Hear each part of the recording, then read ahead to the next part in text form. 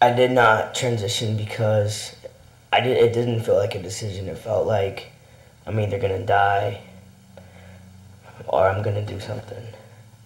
And when I came out to my family, they basically told me I had to make a choice between transitioning or having them, and I chose to transition.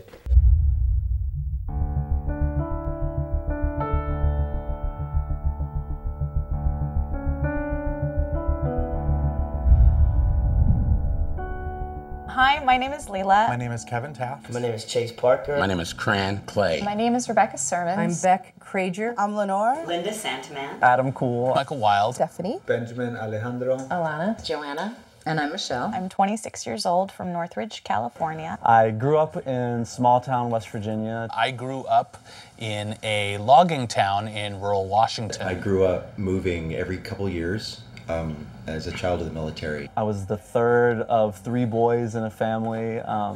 2 older brothers who were basketball and baseball stars. I was a big Star Wars fan as a kid. That was what inspired me as a child, and that's what made me want to become a screenwriter and pursue the movies and move out to Los Angeles. My mom was really cool. She let me wear like boys' clothes. I grew up in a really great family, and there was never any homophobia in it, but it was a very, I guess, what you would call straight agenda. My parents were okay with me, but my community wasn't okay with me.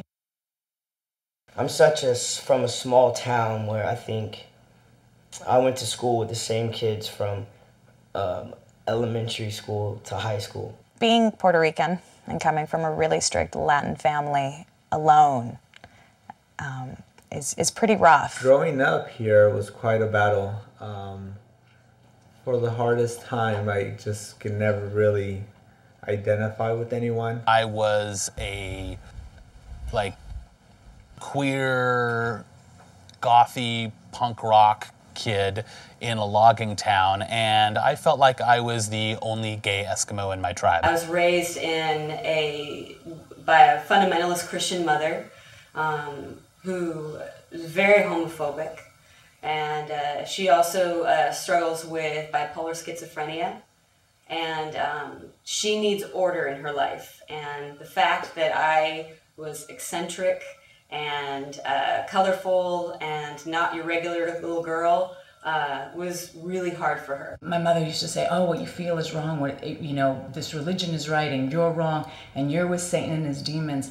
And I just said, I don't believe that God could make this desire inside of me a loving God, because I was also taught that God was loving.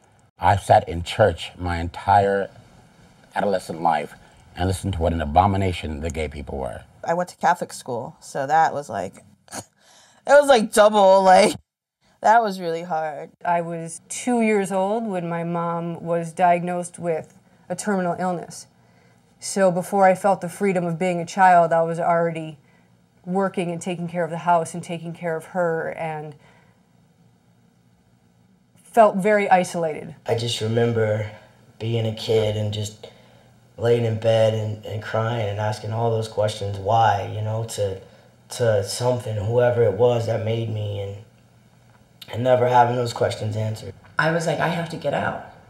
And my whole life, I was told, no, no, no, no, no. The thought of life was miserable because all I had envisioned in that time was getting a wife and having kids, because that's all I knew. When I was younger, I didn't really have anyone to talk to about all these feelings I was having. And I remember feeling really good sometimes and really shameful other times. I didn't even know what gay was when I was a kid. I certainly didn't know what transgender was. Having that word, really knowing what being gay was, I really knew that probably in junior high school. But there was never any gay people around, so it just wasn't the vocabulary, so I repressed it, and for a while I was actually homophobic. The most difficult was the hate, the homophobia for myself. I felt oppressed constantly. I was miserable. I was suicidal. I didn't have someone to tell me it was going to be okay. I actually didn't even know it was going to be okay. I really didn't think it was going to be okay. And I used to just pray to God every night that I would wake up and not have these feelings, or I would pray that I wouldn't wake up at all.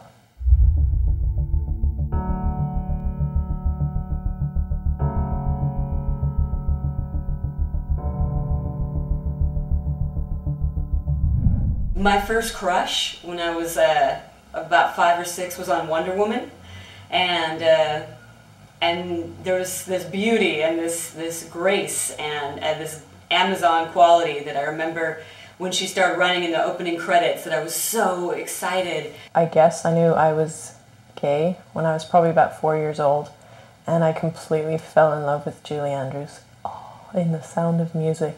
When I was about 13 years old, I had a mad crush on this camp counselor. I probably knew I was a boy and without being able to articulate it until I was about 2.5, till I saw my brother having his diaper changed for the first time and realized that we were made differently. Until the age of like 5 or 6, all I wanted to wear was shorts, and I wanted to wear what my brothers were wearing to school.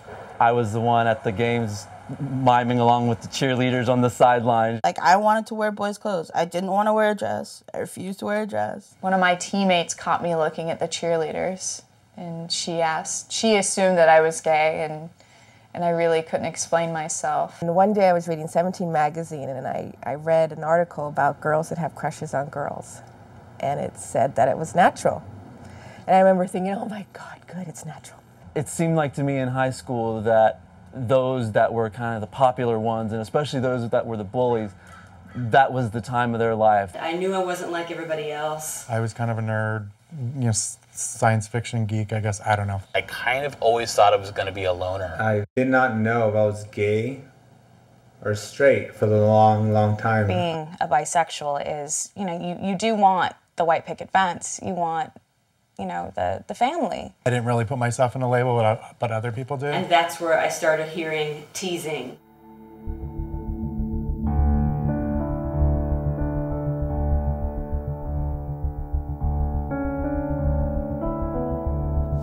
I walked out of my car, all the windows had been bashed in. My car was keyed. These people wrote dyke on it. I'm in this group, and I outed myself as trans.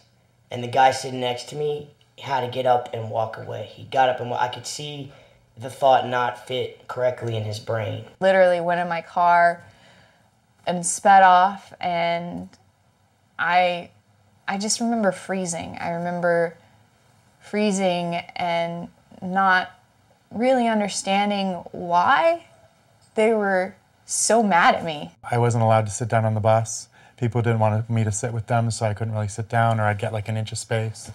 But it got pretty bad. I remember running to the restroom and punching myself in the face because of the fact that I couldn't deal with the emotions that were coming out inside of me. I went into denial. I did not want to think that it was a gay bashing.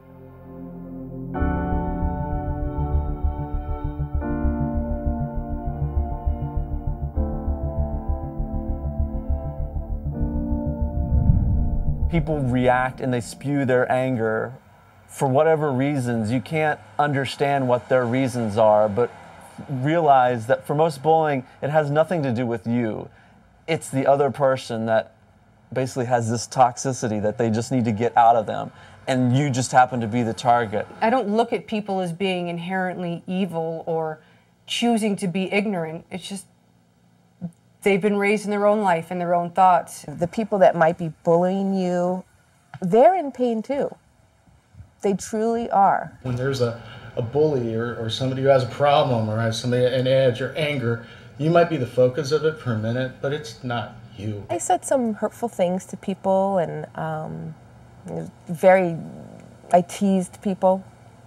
And I just want to share with you, I was suffering inside. I can't imagine if all the people who got bullied, who were different and interesting and creative, we'd be left with the bullies on this planet. It would be the most boring, awful place. Looking back at some of them, I think, and I'm sure you guys will all know this, a lot of it comes from guys that were closeted themselves and that had harbored these kind of feelings. I mean, I've even discovered through Facebook about 5 people that I knew in my high school that were gay that I didn't know for sure or at all. At my 10-year high school reunion, a couple of guys that used to pick on me in junior high actually hit on me.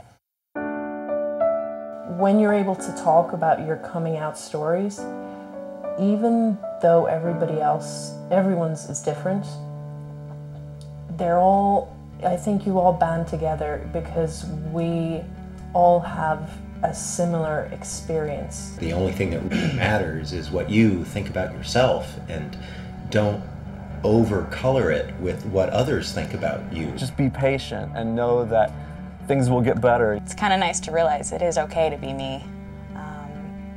It's okay to love a person regardless of gender. Never thought I would find love. I never thought that I would be in a place where people accept me. And I'm here to say that I'm 35 years old and I have a lot of love in my life. I love my life. I love where I'm at and the people around me, and I just have so much pride. The way to defy adversity, or the way to confront this, is through love and through connecting with your heart. Be a good, true, honest person, and you will develop a circle of people who love you for who you are. One of the things I could never have imagined as a kid growing up was the amount of love that would be in my life. As I exposed myself to all different types of people, I began to realize that it wasn't shameful and that it was totally natural, and that other people had the same feeling, and it really liberated me. I have the most amazing friends around me, gay and straight. I can't even tell you the incredible people I've met and opportunities I've gotten just for being myself, completely myself. Just moving out here and being kind of surrounded by it, I mean, that's fun enough. I mean, to walk on a lot for the first time, like the 20th Century Fox lot I remember I had a meeting on, and I remember just taking a moment to go, you know, I never thought I would get here. And I'm so glad that I did. Sometimes you have to love yourself. Sometimes you have to put yourself first and know that you are more than those comments and those idiocies that are being thrown at you. You're more than all of that. God did not create a feeling inside of me that's so strong and have it be wrong. To be lucky enough to have that voice in my heart that kept me going. Every day is better and every day is happy, and even when there's a crappy day, it's still awesome because it's still another day and it feels good to live. You know, riding in the parade, on Dykes on Bikes. I can't even tell you the feeling I had. I mean... Right? It's incredible. You know, life is great. I would have never thought that I would be able to be this open with myself and the person that I am today. I just have such a big amount of love and compassion for all of you. It means so much to me to learn about this and to grow and to learn much about myself and how I can take that experience to help others and to support others. And really get to know yourself, because it's fantastic, and you're fantastic. You just gotta tough it out. You gotta stick around, because it does get better. There's a whole wonderful world out there waiting for you. It's not desperate. You have so many choices. This world is big enough for everyone. It's big enough for you. It's big enough for me. It's big enough for everyone out there.